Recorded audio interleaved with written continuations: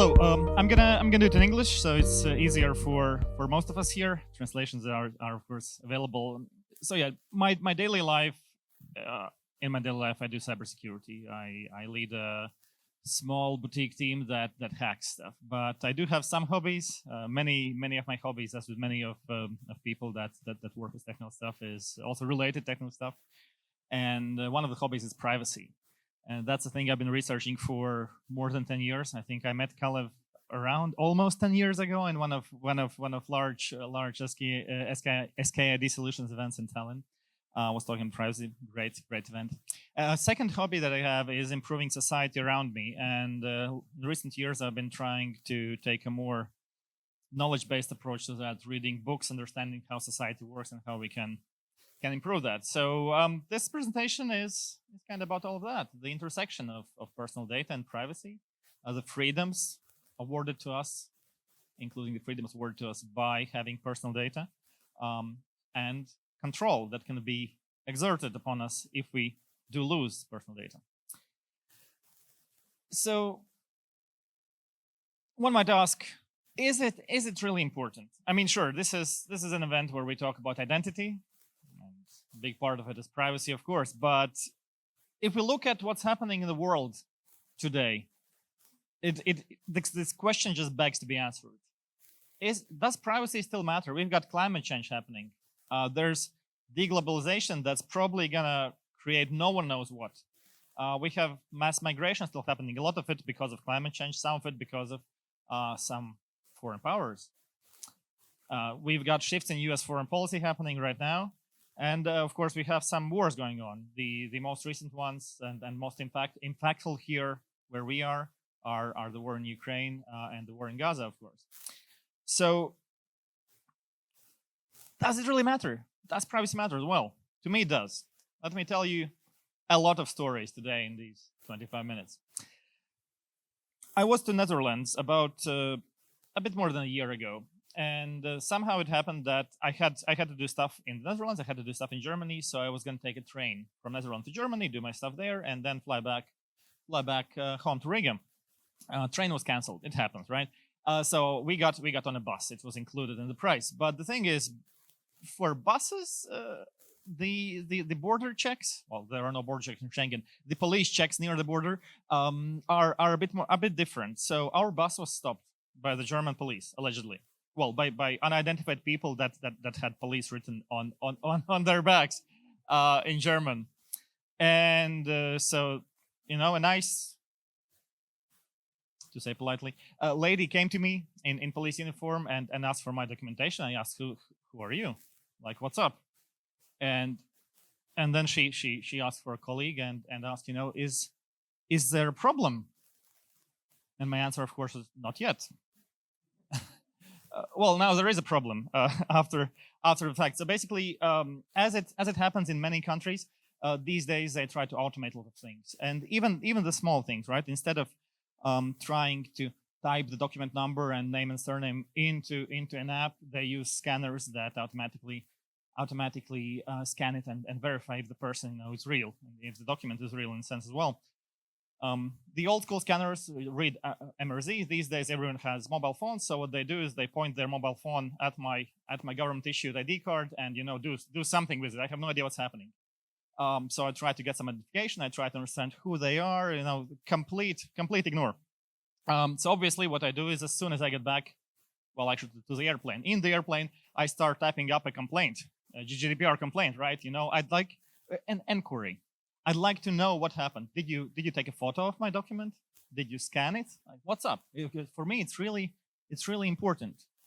And this presentation here is my attempt to tell you why and how to find the balance between control and your freedoms in the world of privacy. So this is Josh. Josh is my friend. He personally wants to be safe in his future. He wants a bright future, but he wants to be safe. He wants his data to be safe, his family to be safe, his money to be safe. He also wants his country, the world, and the internet to be a safe and fair place. So what is Josh worried about? Well, Josh is concerned about lack of privacy. Privacy and data that you have is power. Companies outside the EU adjust prices based on your data profile. Governments can monitor and restrict your behavior depending on your data. And it's not just some dystopian Chinese stuff. Of course, I'm going to have a slide on us versus them. We live here because we love to live here. We like our country. Otherwise, we would have used the freedom movement and moved somewhere else. But still, every government, I think, does this in a sense.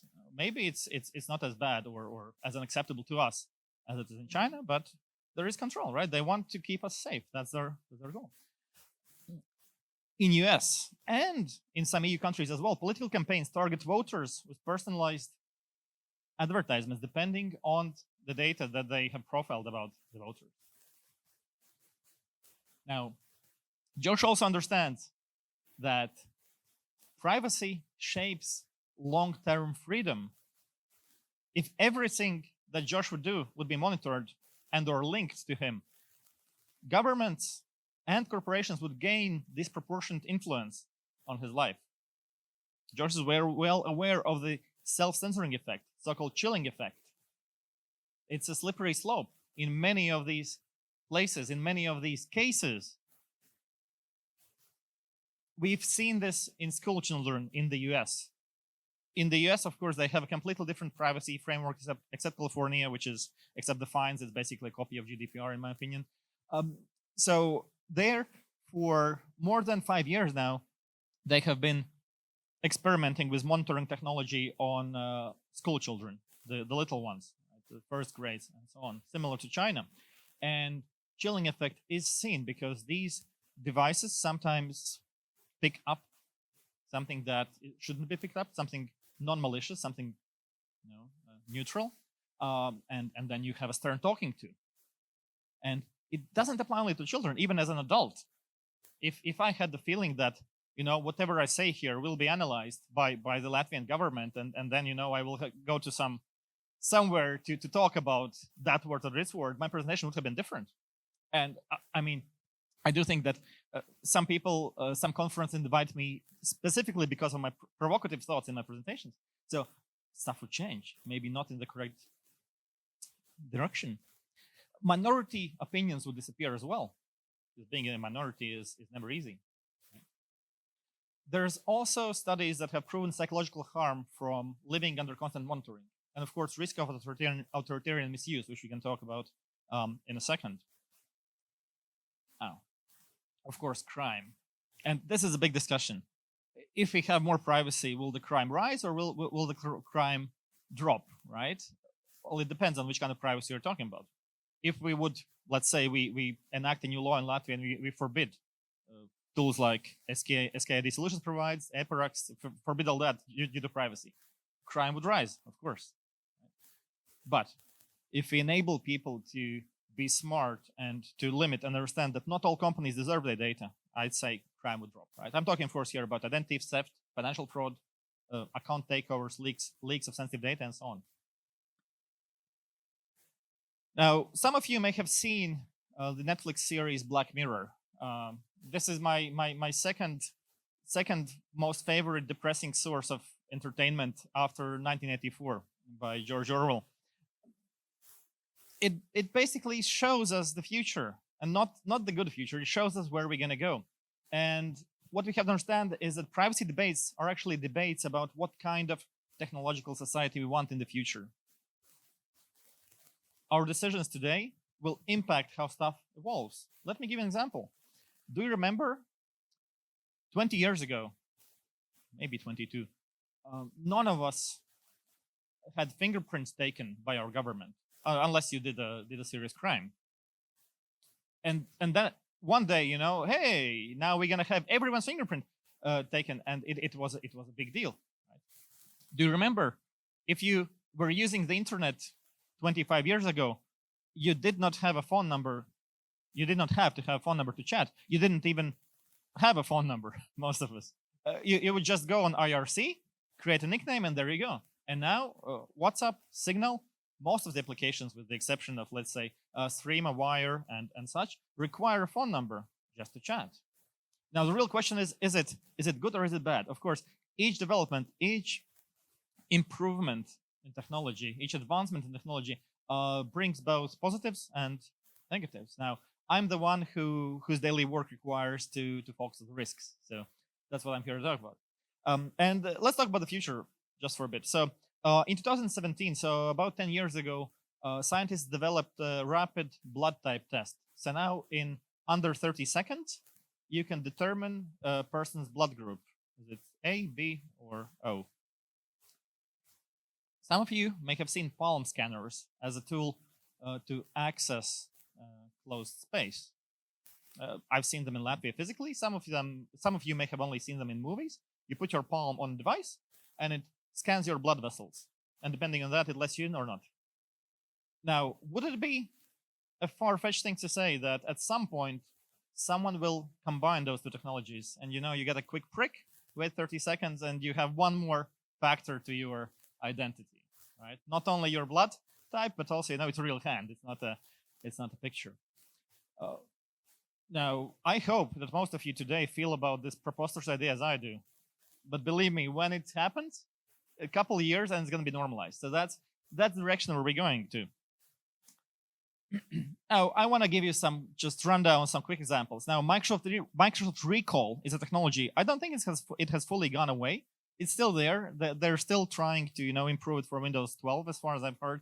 It's basically a tool that records everything you do on screen, feeds it into AI, and then you have access to that. Terrible idea. Mobile app permissions, still a thing. So these are relatively new articles, all of them. Every time you install a mobile app, take a look at what permissions is the app asking. We don't have that many flashlight lights that need to send SMS and access your contacts anymore. But still, for apps that are more wise, more sneaky, I should say, they do ask for more permissions than they should. Just this morning, well, this afternoon, I was sitting here in the audience, and notification on my phone popped up. An app that I started using yesterday suddenly said, "Hey, is it okay if I access your calendar?" Just out of nowhere. I wasn't doing anything. Just we want to show you calendar notifications. It's not a calendar app. Now, cars.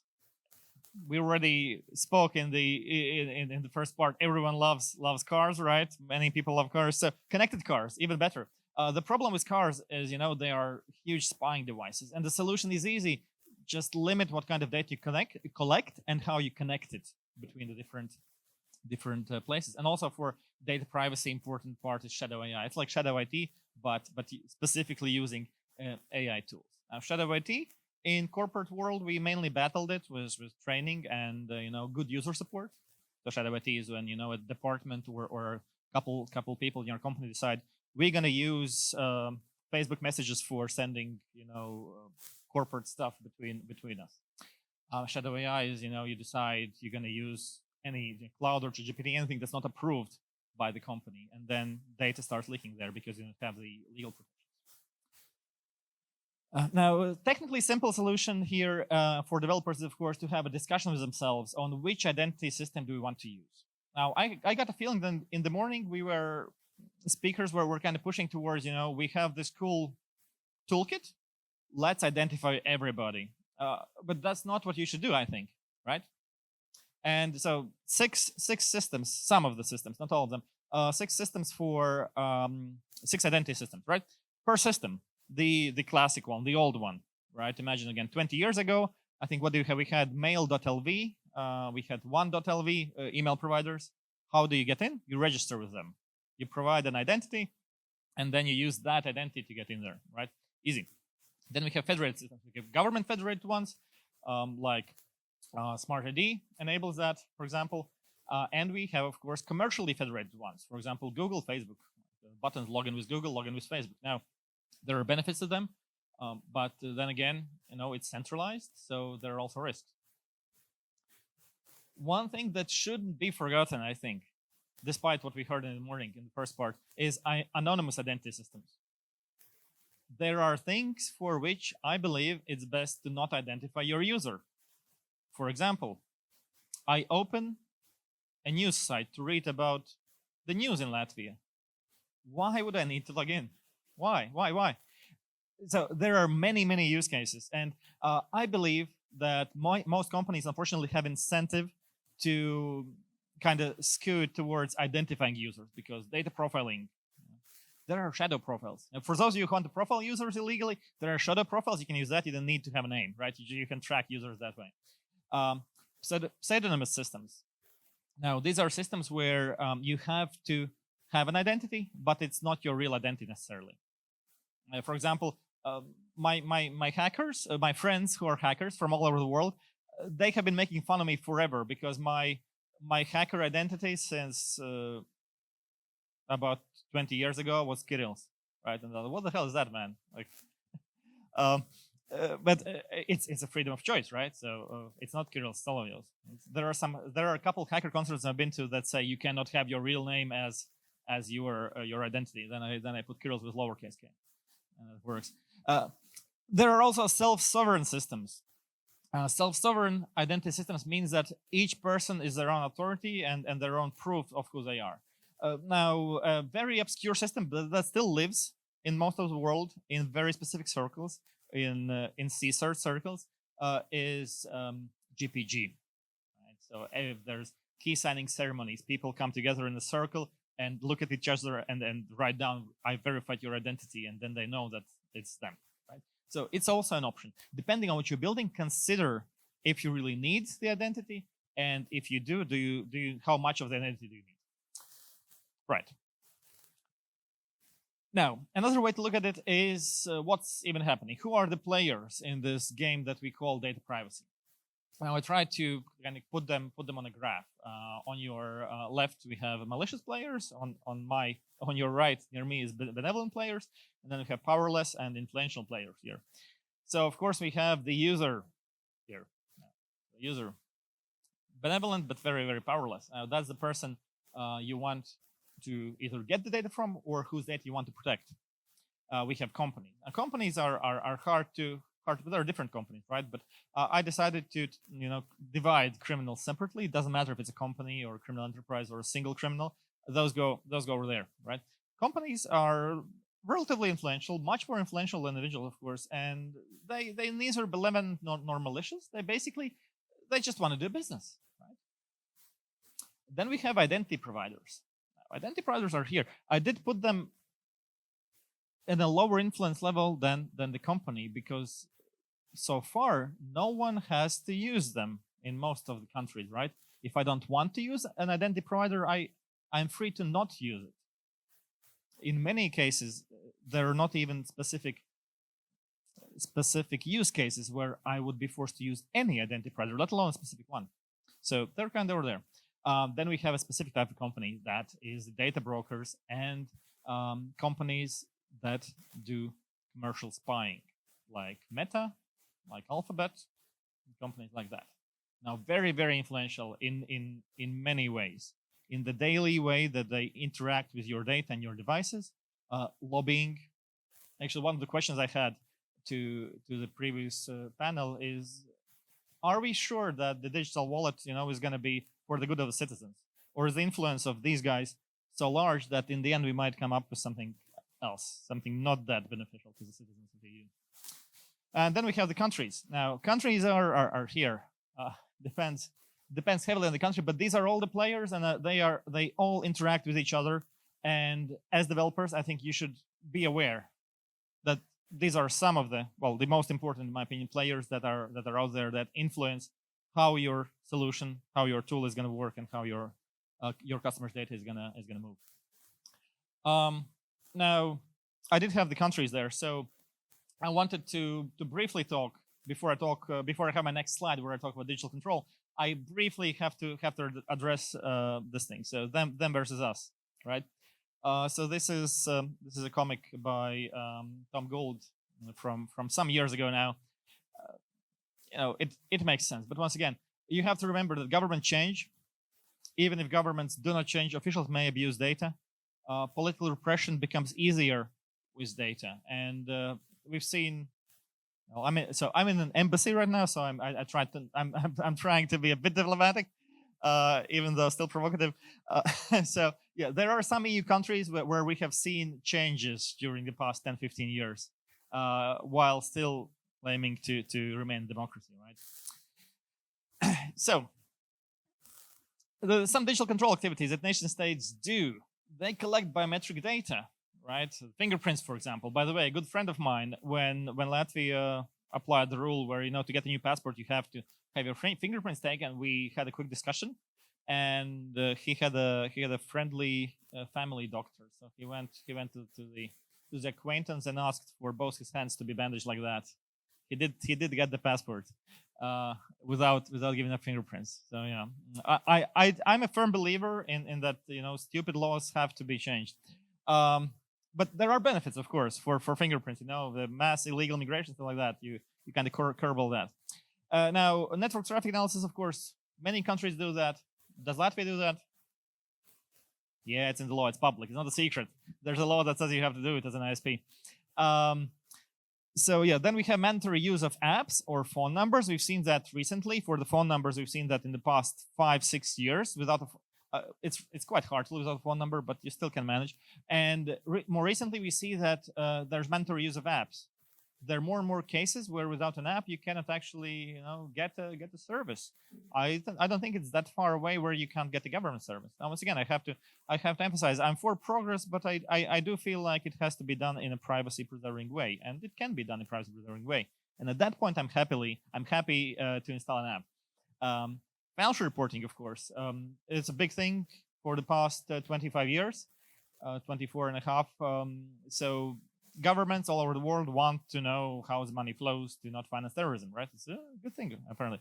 Mobile device and SIM card registration, that's a thing. Congratulations to Latvians and myself on losing the right to have a SIM card without giving up your passports this year. And of course, some countries, luckily not Latvia as far as I know, also do constant monitoring of all communications, which has a huge negative chilling effect, of course. Now, then there are surveillance capitalists, the companies, right? They make shadow profiles on you. I was meeting with the Data Protection Authority of Latvia yesterday. We were talking about a long-standing case, a 5-year long case that I have against Bolt about not following GDPR because of the shadow profile that they're keeping on me. It's not an easy thing to fix, even if you want to fix it. Device fingerprinting, of course, following how you move around your devices, tracking and super cookies. Besides the device, your behavior online, of course, as well. Data brokers actually sell the data. Still legal, still not very regulated in many places of the world. Now, what's the solution then, right? What's the blueprint? Well, easy. 3 steps, right? First of all, inform yourself and others. Learn. Understand that privacy is important and privacy is achievable. Learn about that, not only the techniques how to preserve privacy, but also the impacts, which is what I was trying to tell you here, the impacts of not having privacy. What is the worst that can happen, right? Is privacy really important? That's the question I started with. It is, I think. Discuss. As a society, we should come together and we should discuss, we should decide what kind of future we want. What is a technological future that we want to live in? Do we want to live in a more northern society where everyone knows how much everyone makes, what cars they have, the codes of their doors? Or do we want to live in a more Western society where it's all a bit more private or limited? And finally, change policy, of course. Now, I believe the hardest step is the second one, right? To get people to care and come together and discuss. Because after the second step is done, the third step is easy. If everyone agrees, policy is changed. That's how democracies work, right? Now, I want to go to a even more serious note now. So there's this book called On Tyranny, 20 Lessons from the 20th Century. This is from an illustrated edition I have. It's written by Timothy Snyder, illustrated by Nora Krug. It came out in 2017, just as President Trump took office for the first time. And it's basically about what we can learn from the past and how to avoid tyranny returning. And there is a chapter on privacy. This is a chapter on privacy. And this is not the whole chapter, of course. This is just under a feature here. So it emphasizes that even in a democracy, of course, the implication here, it came out in the US and it's mainly about preserving democracy in the US. But even democracy, it's really, really important. Many tyrannies started as democracies. Maybe all of them. I'm not that good with history. But to close off, I think that was a bit harsh. So thinking about tyranny, war, and the world generally going to hell, something more positive. Apple, right? One of the two companies, Apple and Alphabet. So I believe that privacy is not dead in our daily lives, and we have good allies. So what do you think? How old is this quote? Just shout a year. 5 years ago. Okay. 15 years ago. Okay, let's make it simpler. Which Apple CEO was it? Jobs. Okay, so we have Cook right now. Jobs was before him. We had Emilio, Spindler, and so on. Not that. Okay. 30 years. 13. Okay. It's Tim Cook. So that's 2011 to present. Right. By the way, Tim Cook has now been Apple CEO longer than Steve Jobs as of this year. So it's getting old. Anyway, so the quote, I was surprised, and I think you were correct. You said 3 years. So about there. Quote from 2020, which truly I believe means that nonetheless privacy isn't dead just yet. If we have one of the largest corporations in the world thinking about it and putting it as a cornerstone of their business model. Now, remember, data minimization is important. Only ask users to give up data what is absolutely necessary under the circumstances. And the main technical point I want to make here today is that magical encryption, only breakable by the good guys, has been proven to be a myth. Now, everything else, we seem to be able to build. Thank you. Thank you, Kirils, for that. If you would have told me back in 2010 when I first met you, we were studying together in university, that I would see your picture somewhere, I would say you're crazy. Because when we first met, you couldn't find Kirils anywhere. He was this myth, this legend that comes into the room and internet shows up. So we see that privacy is possible in today's world. There is one question online in the Slido platform, which is, do you actually live without a phone? This is the latest myth about you. Well, yeah, the myths proliferate that way. I do have a phone, but I do live without a phone number. So I've been without a phone number for 15 years. Very, very freeing. Imagine all the bad stuff that comes over the phone. The text messages, the random calls. None of that is in my life. It's really cool. But on a serious note, what about the hurdles you have to go through? Because phone number opens up you to a lot of opportunities as well. Do you have to do a lot of jumping through hoops to be as private as you are? So I recently wanted to try out a new app for my bike, and to connect to the bike, you had to either have an Apple account or a Google account. That's the two options. And I was discussing this at home, and of course, people who are not part of the privacy movement, they have no idea what's up. So I got a suggestion, hey, why don't you just make a Google account? So as a joke, I said, okay, let's make me a Google account, right? It's not that easy. You have to have phone numbers and all that thing. Mm-hmm. So what happened when we were using one old iPhone to do that, it actually asked to, instead of receiving an SMS, it asked me to send an SMS with a specific text. So obviously, spoofing SMS numbers is easy. So of course. I just all do chose that. Some 900 number and I send SMS and managed to install the app. So yes, answer is yes. There are lots of hoops you have to go through, but usually just for the beginning. And I do think that just pushing forward and trying to convince developers and convince people that phone numbers, are not the universal factor. They're not secure, and you don't need them. Then we can live in a bit better world, and it's going to be easier for all of us. And of course, big thank you to Gen Z and Gen Alpha as well, because those people also don't like actual phone conversations, so that helps a lot as well. Thank you, Kirils, for asking the questions that others don't dare to ask. That's why we're lucky to have you, and we're going to have you back in the seat right here for the fireside chat. But right now, you do deserve a round of applause. Thank you, Kirils.